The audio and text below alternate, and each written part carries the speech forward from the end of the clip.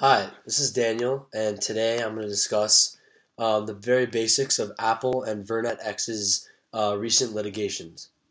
So, after determining that Apple was infringing on VernetX's patents through their iMessage, FaceTime, and other software applications, an East Texas district court ruled that Apple must pay $626 million in damages.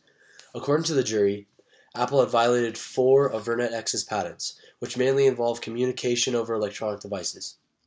VernetX is well known in the tech community as an infamous patent troll, a company that procures a large amount of patents and then aims to fault other companies by accusing them of infringement. Supposedly, Apple had violated the four following patents out of the 80 owned by VernetX.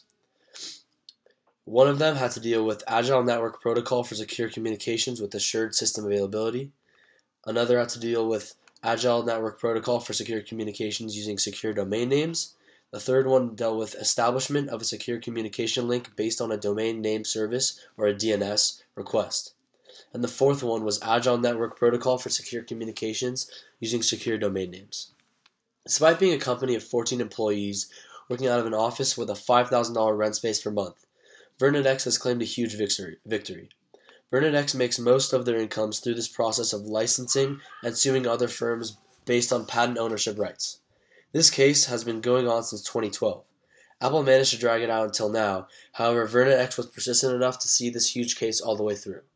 Ultimately, VernetX succeeded in convincing the jury to see to it that Apple repaid VernetX for all the damage done to them.